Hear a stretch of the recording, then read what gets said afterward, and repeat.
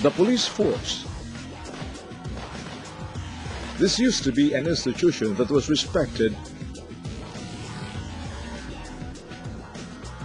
revered, and admired.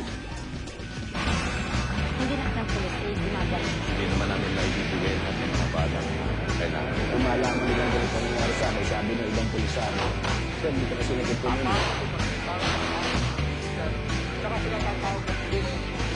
Tama ang gagawin ng pulis. Opo, isang patas. Na kung sino naman dapat pumasok sa loob ng police line pag may crime incident.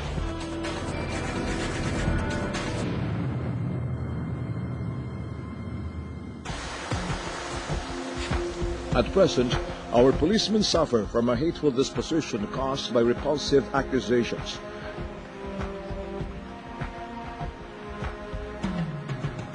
Some valid, some outright allegations. Sa bawat krimen sila ang bida o kontrabida. Pagsaka ng sisi sa lumalaganap na kriminalidad sa ating lipunan. Palpak nga ba ang ating mga pulis o biktima din sila tulad ng mga taong hindi nakakatanggap ng hustisya sa ating lipunan? Feeling mo, walang pwedeng tumulong sa'yo. Samantalang, alang-alam ko yung pagbabayad ko ng taxes. Kumbaga, sumusweldo yung mga pulis na yan dahil din sa mga mamamayan Pilipino. Tapos wala ka namang makuha sa kanila na tulong. Whether imagined or real, the degenerating public image of the Philippine National Police is a symptom of a severe malady.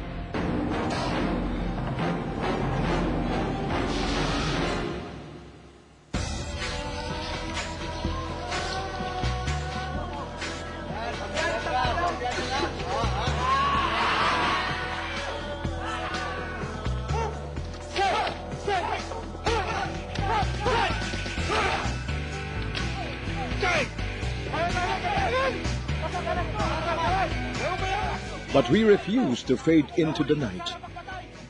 We renounce to be known as corrupt and unlawful. And we will take steps now.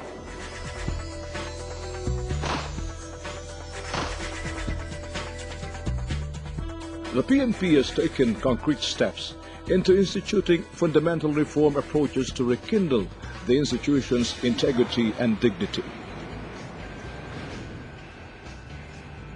The PNP Integrated Transformation Program ensures that all reforms are identified and properly sequenced.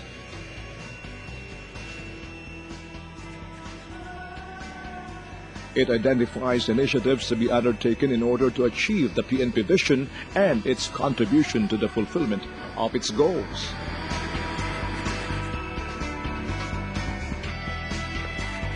And with each little step, each cadence, each target, the PNP top management will provide the direction to ultimately establish the way to the evolution of a new, rejuvenated organization.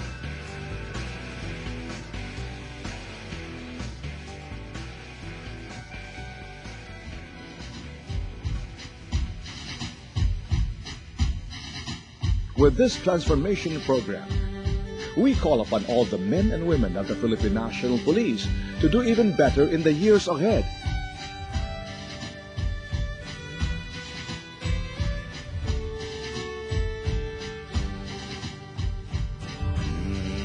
Hitch our colors in the flag of the strong republic. Be there when the drum beats to the strength of the horsemen. As our ship of state sails towards what God has given us as our destiny, as a beautiful nation, stay with the course. For God, our country, and people.